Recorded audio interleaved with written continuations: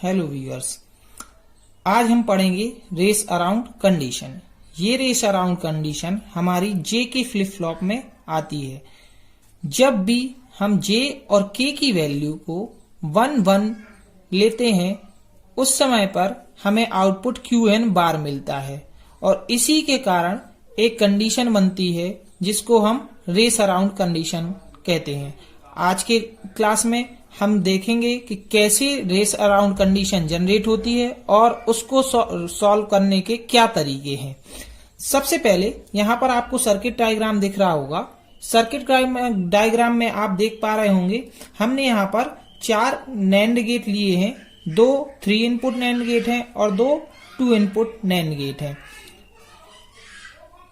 अब हम देखें कि रेस अराउंड कंडीशन के लिए हमारे जे और के की वैल्यू 1-1 होनी चाहिए। सो लेट अस अज्यूम हमने क्लॉक 1 ले ली है, जे 1 ले लिया, के 1 लिया।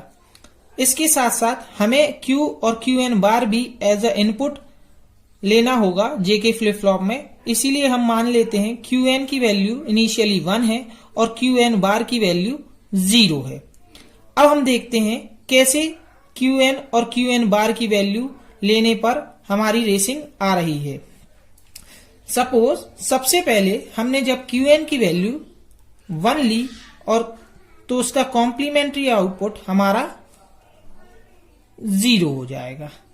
जब हमने यहां पर क्लॉक 1 ले ली है, J की वैल्यू भी 1 ली है, K की वैल्यू भी 1 ली है, उस स्थिति में हम देखें तो J का जो आउटपुट होगा दैट मीन्स QN बार, चूंकि यहां पर 0 आएगा इनिशियली, 0 आने पर इस J के नैंड गेट का आउटपुट जो होगा वो आउटपुट 1 मिलेगा। इसी प्रकार QN की वैल्यू हमने 1 ली है, इसीलिए K के आउटपुट का जो वैल्यू होगी वो 1-1 और यहां पर 1 लेने पर नैंड आउटपुट 0 मिलेगा। जैसे ही हम यहां पर 0 लेते हैं और यहां पर QN की वैल्यू हमने 1 ले रखी है, क्योंकि QN की वैल्यू हमने इनिशियली 1 मान ली है तो यहां पर हमारा आउटपुट 1 होगा। तो 1 और 0 का जो नैंड आउटपुट होगा वो यहां पर हमारा 1 आ जाएगा। ये QN बार यहां पर 1 जाएगा तो 1 और 1 का नैंड आउटपुट यहां पर अगेन हमें क्या देगा, 0 देगा। तो हमने इनिशियली QN की वैल्यू 1 ली थी और QN बार की वैल्यू 0 ली तो हमारा आउटपुट क्लॉक 1 होने पर 0 मिला, QN और QN बार 1 मिला। अगेन इन सेकेंड स्टेज अगर हम QN की वैल्यू 0 लेते हैं और QR की वैल्यू 1 लेते हैं, तब इस स्थिति में जब हम QR की वैल्यू 1 यहां पर इस गेट में प्रोवाइड करेंगे तो 1 J की वैल्यू 1 और क्लॉक की वैल्यू 1, इसकी वजह से आउटपुट हमें 0 मिलेगा। वहीं दूसरी ओर जब हम QN की वैल्यू यहां 0 ले रहे हैं तो इसकी वजह से हमारा गेट 2 का जो आउटपुट होगा वो क्लॉक 1 K1 और यहां पर जो आउटपुट QN है वो 0 लिया है, तो इसीलिए हमारा सेकेंड आउटपुट 1 मिलेगा।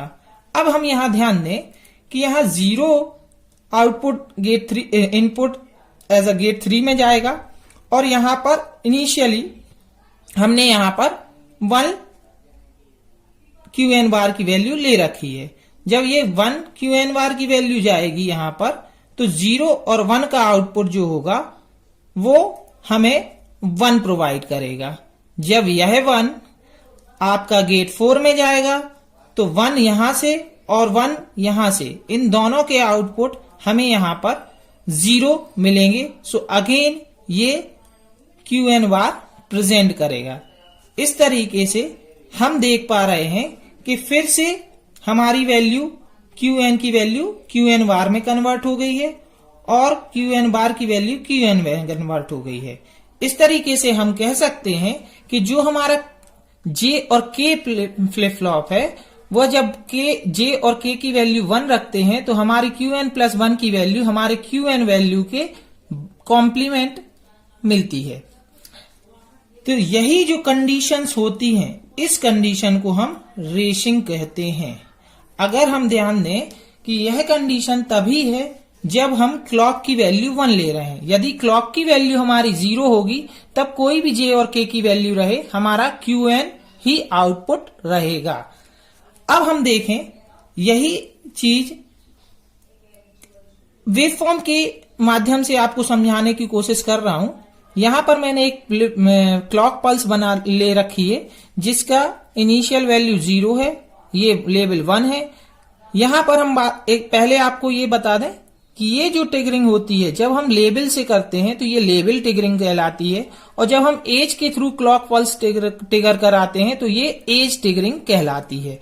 यहां पर हमने इसका टाइम पीरियड टीपी मान लिया है क्लॉक पल्स का, और टोटल टाइम पीरियड टी है, और पॉजिटिव पल्स टीपी है।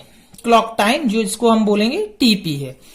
तो आप देख पा रहे हैं जब हमने जे और के की वैल्यू 1 ले रखी है तो during the zero clock pulse हमारा जो भी आउटपुट क्यूएन है वही क्यूएन रहेगा।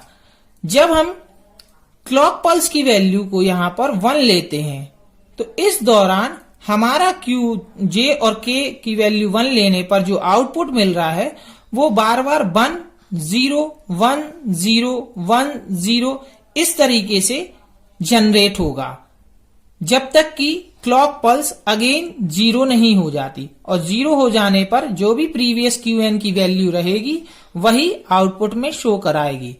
इस कंडीशन को हम रेस अराउंड कंडीशन कहते हैं। अब हम बात करते हैं कि ये रेस अराउंड कंडीशन को सॉल्व कैसे किया जाए।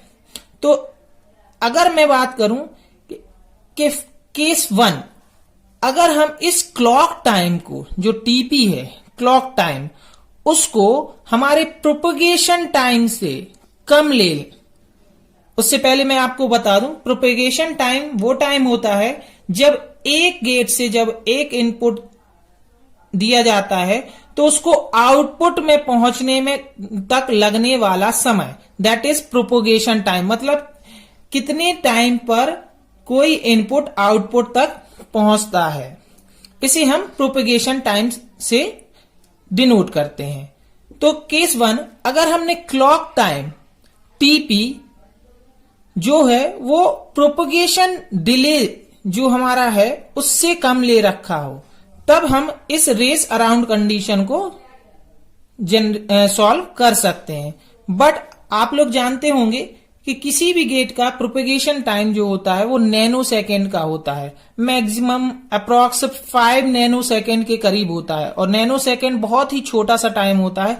इसीलिए ये पॉसिबल नहीं है कि हम अपना क्लॉक टाइम उस गेट प्रोपगेशन टाइम के गेट के प्रोपगेशन डिले से कम रख सकें। इसीलिए हम केस 1 को कंसीडर नहीं कर सकते। अब हम बात करते हैं केस 2 की। यहां पर मैंने लिख रखा है एज ट्रिगरिंग। अब समझते हैं ये एज ट्रिगरिंग क्या है।